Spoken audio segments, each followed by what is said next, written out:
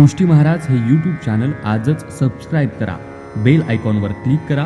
शुद्ध सांप्रदायिक चाली, कीर्तनं, प्रवचनं, कथा, पारायणं असे वारकरी संप्रदायाशी संबंधित व्हिडिओ पहा. आपणही पहा आणि इतरांनाही आग्रहपूर्वक सांगा. मारवाड प्रांतामध्ये केशवराज नावाचे स्वामी होऊन गेले. त्यांचं एक फार गोड चिंतन आहे. एक कथा सांगितली त्यांनी. साधी गोष्ट आहे. गोष्ट म्हणजे फार काही एक राजा होत्या, त्याला 2 राण्या होत्या अशी नाही. कथा म्हणजे एक प्रसंग सांगितला. इतका गोड प्रसंग आहे. बरं, प्रसंग काही अलौकिक आहे अशातला भाग नाही. कुणाच्याही गावामध्ये कुठेही घडू शकणारा प्रसंग आहे. आंब्याचे दिवस आहेत. एक पांथस्थ रस्त्याने चाललेला आहे. जाताना त्याने एक आमराई बघितली. पाडाला आंबे लागले होते. त्याच्यातला एक आंबा खाली पडताना त्याने बघितला. तो पटकन गेला. त्याने तो आंबा उचलला, खाल्ला. पाडाचा आंबा गोड लागला आणि तो आंबा खात असताना नेमका त्या आमराईचा मालक धावत आला. त्याचे आंबे चोरीला चालले होते. त्याला वाटलं हाच चोर आहे, म्हणून त्याने त्याला पकडलं, थोबाडीत मारली, रडायला लागला. एवढाच प्रसंग आहे. किती साधा प्रसंग आहे. पण या प्रसंगाची मांडणी केशवस्वामींनी ज्या पद्धतीने केली ना, ती फार अलौकिक आहे. अर्थात भाषा मारवाड भाषा आहे, गोड भाषा. मी आपल्याला ती कथा त्यांच्या भाषेत सांगतो. बरीच मोठी आहे, मला एवढी पाहिजे आता. काय झालं त्यांनी सांगितलं. आंबो पडे पेड़ स्यू देख्या 2 जना, देख्या सो दौड्या नाही, दौड्या 2 जना, दौड्या सो पाया नाही, पाया 2 जना, पाया सो खाया नाही, खाया घणो जना, खाया सो रस चाख्या नाही, चाख्या 1 जना, चाख्या जो पकड़ी जा नहीं, पकड़ी जा 2 जना, पकड़ी जा सो कुटी जा नहीं, कुटी जा 2 जना, कुटी जा सो रोया नहीं, रोया 2 जना. ज्यांना ही भाषा येते त्यांना कळालं. काही नाही, अवघड काहीच नाही. आंबो पडे पेड़ स्यू देख्या 2 जना. ऐका आता त्याची गंमत सांगतो काय येते. झाडावरून आंबा पडताना दोघांनी पाहिला. देख्या 2 जना, 2 डोळ्यांनी पाहिला. देख्या सो दौड्या नाही, दौड्या 2 जना. ज्यांनी बघितलं ते दोघे पळत गेले नाहीत. पळणारे 2 वेगळे होते. पाय. दौड्या सो पाया नाही, पाया 2 जना. जे पळत गेले त्यांनी उचलला नाही. उचलणारे 2 वेगळे होते. पाया 2 जना. पाया सो खाया नाही, खाया घणो जना. ज्यांनी उचलला त्यांनी खाल्ला नाही. खाणारे घणो 32. घणो खूप होते, 32 जण होते. बर, ज्या घणो जणांनी खाल्ला, खाया सो रस चाख्या नाही, चाख्या 1 जना. ज्यांनी खाल्ला 32 जणांनी, त्यांना काही चव कळाली नाही. फक्त चव एकीलाच कळाली, जीभ. आता तेवढ्यात त्या आमराईचा मालक धावत आला. चाख्या सो पकडी जा नाही, तेवढ्यात तो मागून आला. त्याला वाटलं हाच खातो, म्हणून ज्या जिभेनी आंबा चाखला त्या जिभेला पकडलं गेलं नाही. त्यांनी येऊन पटकन त्याचे असे 2 खांदे पकडले. रस चाख्या सो पकडी जा नाही, पकडी जा 2 जना. पकडून त्याला फिरवलं आणि पकडी जा सो कुटी जा नाही, कुटी जा 2 जना. ज्या खांद्याला पकडलं त्या खांद्याने मार नाही खाल्ला. मार खाणारे 2 वेगळे होते. पकडी जा सो कुटी जा नाही, कुटी जा 2 जना. आणि कुटी जा सो रोया नाही, रोया 2 जना. आणि ज्याने मार खाल्ला त्या ते दोघे रडले नाहीत. रडणारे 2 वेगळे होते. म्हणजे ज्याने आंबा पडला ही बघण्याची क्रिया केली, त्याच डोळ्यांना नंतर रडावं लागलं. इतर इंद्रिय मदतीला आली नाहीत. हा त्याचा अर्थ आहे. आम्ही ज्या इंद्रियाने कर्म करत असतो त्याच इंद्रियाला त्या कर्माचं फल भोगावं लागतं. ही कर्माची सूक्ष्मता आहे. त्यामुळे या सूक्ष्मतेतून आम्हाला जर सुटायचं असेल तर आमचं कर्म कर्म न राहता ते सत्कर्म झालं पाहिजे, ही अपेक्षा आहे. हे सत्कर्म या पदाच्या आवश्यकतेकरता मला इतकी प्रस्तावना त्याच्या मागची करावी लागली. जवळजवळ वेळ संपलाय. चिंतन करून पहा ना. महात्म्यांची जी कर्म असतात त्या कर्मातून पाप पुण्याची सिद्धी नाही आहे. कारण कर्मातून जेव्हा पाप पुण्याची सिद्धी होते तेव्हा ते कर्म हे संकल्पासहित असावं लागतं. ते कर्म बंधनकारक होतं आणि ते कर्म बंधनकारक होण्याकरता दोन गोष्टी महत्वाच्या असतात. ज्ञानोबराय म्हणतात, कर्तृत्वाचा मद आणि कर्मफलाचा आस्वाद, या दोहीचाही नाव बंध कर्माचा की. कर्माचा बंध काय आहे?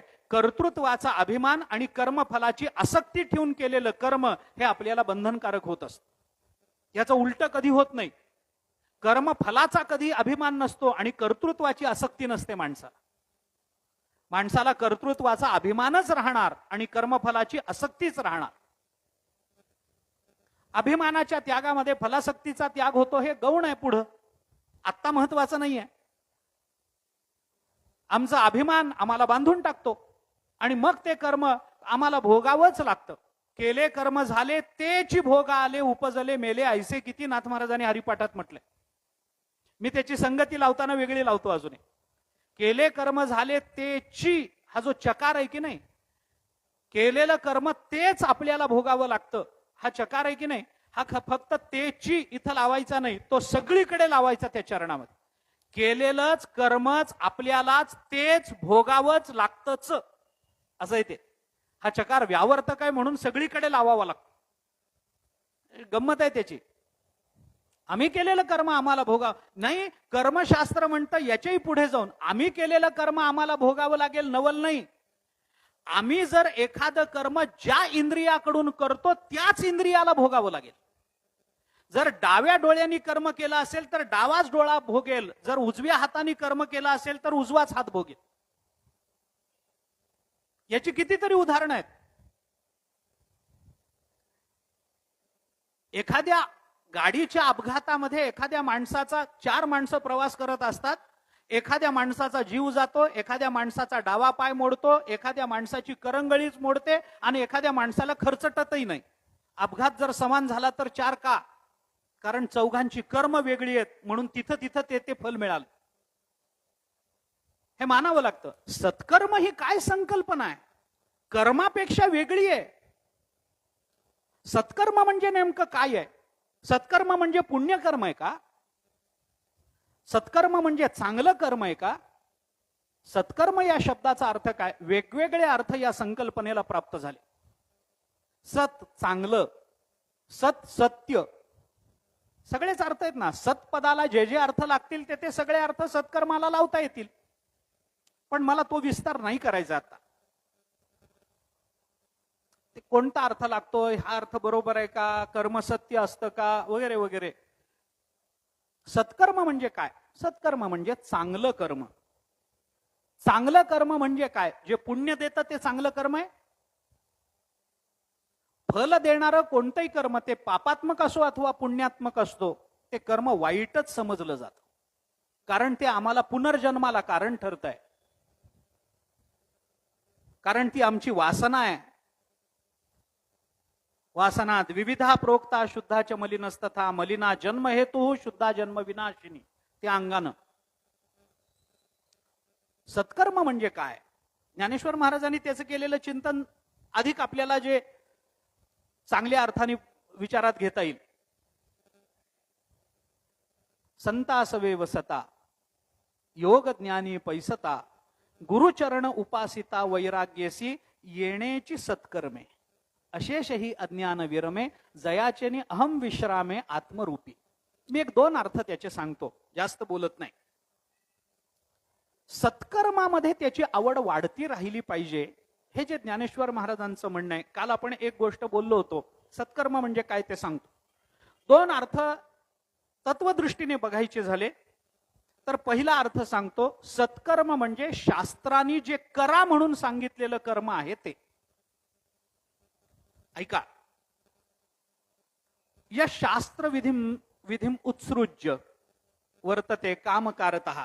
गीतेत आपण जर त्याचा विचार केला, दोन्ही श्लोक बघा. न स सिद्धिम अवापनोती न सुखम न परामगती. हे कुठलं? असत्कर्म करण्याचा परिणाम, जे शास्त्रांनी सांगूनही जीव करत नाही. आणि म्हणून भगवान शेवटच्या श्लोकामध्ये म्हणतात, तस्मात शास्त्रम प्रमाणंते कार्याकार्य व्यवस्थितो. परिणाम काय? ज्ञात्वा शास्त्र विधानोक्तम कर्म कर्तुम इहारसी. बरोबर. आता या संबंधातला विचार सगळा सांगत नाही, त्याच्यातलं सोपं चिंतन मी आपल्याला 18व्या अध्यायामध्ये जे ज्ञानोबा यांनी केलं ते मांडतो. आपल्या समोर. कर्म तर आपण सगळेच करतो आहोत. कर्म करणं हा मुद्दाच नाही आहे. पण जर कर्म करणं अपरिहार्य आहे, जर आम्हाला असं वागावंच लागणार आहे, तर मग ते वागणं आमच्या जीवनाच्या इतिकर्तव्यतेकरता आपण का उपयोगी करून घेऊ नये? ऐका, कर्माची अगतिकता आणि कर्माची अपरिहार्यता सगळेच सांगतात, जी अत्यंत उपयुक्त आहे आणि जी सत्य परिस्थिती आहे, वस्तुस्थिती आहे.